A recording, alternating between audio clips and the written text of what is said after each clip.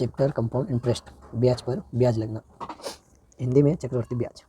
इसमें जो प्रमुख मुख्य बिंदु होते हैं वो है प्रिंसिपल, जिसको हिंदी में बोलते हैं मूलधन, रेट परसेंट, कितने रेट से मतलब ब्याज देना है, और टाइम कितने समय के लिए देना है।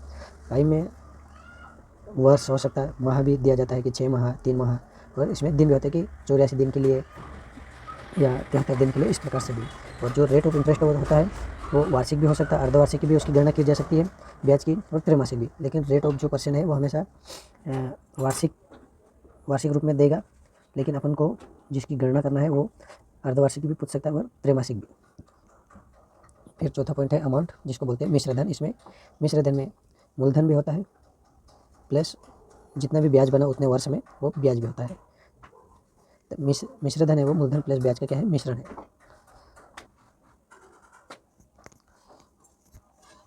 रेट परसेंट, दर तो वार्षिक ही दी जाएगी, लेकिन हमें प्रश्न अनुसार किस गणना पर पूछा है उस आधार पर बनाना होगा। एग्जाम्पल, अगर 20% पर एनम, एनम मतलब वार्षिक है, और ब्याज की गणना अर्धवार्षिक होती है, तो हमें जो परसेंट दिया है उसको अर्धवार्षिक की गणना के हिसाब से बनाना पड़ेगा। जैसे कि जो 20% है ये 12 महीने का है, और अपन को अर्धवार्षिक गणना करना है, यानी अर्धवार्षिक मीन्स 6 माह, हर 6 माह पे ब्याज लगेगा। तो अपन को एक अर्धवार्षिक का ब्याज मतलब कितने परसेंट पे लगेगा वो गणना करना है। तो 6 6 6 6 2 12 2 10, 10% पर हाफ ईयर, 10% प्रति अर्धवार्षिक ब्याज लगेगा, है ना। ये है हाफ परसेंट के हिसाब से।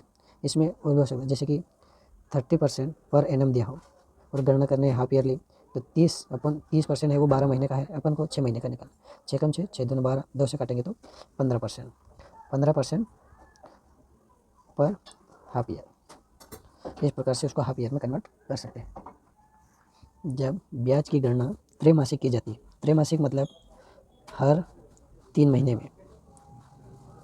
अगर मान लो एक वर्ष का ब्याज लेना है और जो ब्याज की गणना है वो हर 3 महीने में कर रहे हैं, तो कितने त्रैमासिक होंगे, तो 3 + 3 + 3 + 3, यानी 3 एकम 3 2 6 3 3 12, एक साल हो गया, तो 4 त्रैमासिक। त्रैमासिक को बोलते हैं क्वार्टरली इंग्लिश में, है ना। अब अपन को त्रैमासिक के हिसाब से गणना करना है, तो उसके हिसाब से अपन को परसेंटेज रेट भी उसके हिसाब से बनाना है कि 3 महीने में किस परसेंट के हिसाब से ब्याज लग रहा है।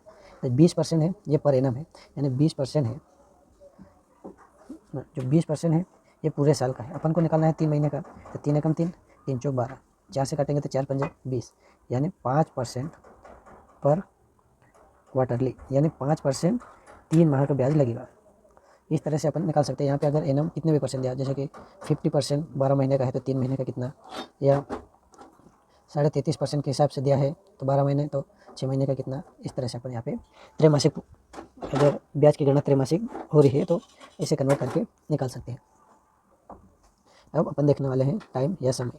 समय किस प्रकार से दे सकता है, जैसे कि 1 वर्ष का ब्याज कितना होगा, 2 साल का कितना, 3 साल का कितना, 4 साल का कितना। इसमें तो कोई दिक्कत आएगी नहीं। दिक्कत आएगी 1 वर्ष 6 माह, 1 वर्ष 9 माह, या 2 वर्ष 6 माह। जब इस तरह से पूछा जाए तो हमें पूरे साल मानकर ही सोल्व करना है। जैसे कि 1 वर्ष और 6 माह दिया है, अपन को यहाँ पे पूरे 2 साल का, पूरे 2 वर्ष मानकर सोल्व करना है। और जो सेकेंड वर्ष, यानी जैसे कि अपन मान लो ट्री मेथड से कर रहे हैं ना, जैसे कि पहला साल और ये दूसरा साल, अब यहाँ पे जितना भी ब्याज बनेगा ये पूरे साल का बनेगा, है ना। अब पूरे साल अपन को 6 महीने का चाहिए, तो जितना भी ब्याज बना, फॉर एग्जांपल CI बना, दूसरे साल का जो CI बना वो मान लो 100 बना, है ना। तो 100 तो पूरे साल का है, अपन को कितने का चाहिए, 6, ये पूरे साल का है, अपन को चाहिए 6 का, तो इसको कन्वर्ट कर दो, 6 कम 6 6 दूना 12 और 50। तो जो 6 माह का बना, है ना, ये वाले 6 माह का बना, ये होगा 50 यूनिट। इस प्रकार मतलब 6 वर्ष 6 माह या 1 वर्ष 9 माह, ऐसे इस प्रकार से दिया हो तो अपन जो पूरे मान के तो कर ही रहे हैं 2 साल, जैसे कि 2 वर्ष 6 माह है तो इसको अपन पूरे 3 साल मान के कर लेंगे, है ना। 3 साल मानकर पूरा कर लेंगे, और 2 साल का तो पूरा CI लगेगा, लेकिन जो तीसरे वर्ष का लगेगा तो पूरे 3 साल का लग जाएगा। तो उसमें मान लो 150 CI बना, तो ये पूरे साल का होगा, तो अपन को कितने का चाहिए, 6 माह का चाहिए, तो इसको कन्वर्ट करके 6 माह का निकाल लेंगे यहाँ पर।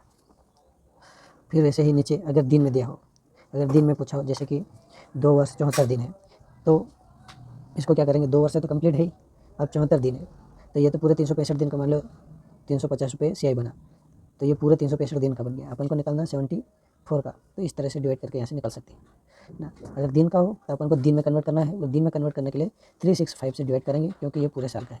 और अगर माह में दिया तो 12 महीने से भाग दे देंगे। अब जो देखने वाले हैं कंपाउंड इंटरेस्ट सोल्व करने के मेथड ना। कंपाउंड इंटरेस्ट को सोल्व कर सकते हैं 2 मेथड से, बहुत सारे से भी कर सकते हैं अगर आपको आते हैं तो, लेकिन जो मुख्य है वो 2 मेथड तो आपको आना ही चाहिए, इससे कोई से भी क्वेश्चन सोल्व हो जाएंगे। सबसे पहला है वो है सक्सेसिव और सेकेंड है ट्री मेथड। सक्सेसिव में क्या होता है, जब 20% दिया हो तो एक बार इसको कन्वर्ट कर लो फ्रैक्शन में 1/5। तो इसमें पहले साल का जैसे कि 1/5, तो ऊपर वाला क्या 1 वर्ष का ब्याज लगेगा, तो 5 से 6 1 वर्ष का, सेकेंड साल 5 से 6, थर्ड साल 5 से 6, इस प्रकार से। तो ये सक्सेसिव है।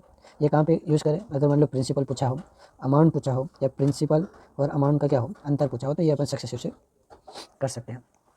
अब जो सेकेंड मेथड है वो है ट्री मेथड। इसमें ट्री जैसे मतलब जाल बनते हैं, है ना। फॉर एग्जांपल जैसे 3,000 पर 20% की दर से CI कितने साल में, 3 साल में। तो पहला साल, दूसरा साल और तीसरा साल, पहले 20% का फ्रैक्शन मान 1/5। तो 3,000 का 20% पहले साल 600, दूसरे साल भी वही 600, तीसरे साल भी वही। फिर जो सेकेंड साल आएगा उसमें 600 तो आएगा, लेकिन 600 का भी 20% 120।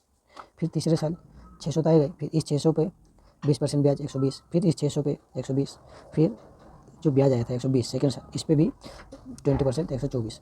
अब जो ये पूरा है ये है CI, लेकिन जो ये ऊपर वाला है 6 6 6 14 18 ये 1800 है, ये है SI। तो CI और SI का अगर डिफरेंट पूछे तो ये ऊपर वाले को ये नीचे वाले से क्या कर दो, मतलब ये पूरे से SI को घटा लो तो डिफरेंस आ जाएगा, है ना। ये हो गया SI और ओनली CI, तो ये पूरा CI निकाल लो।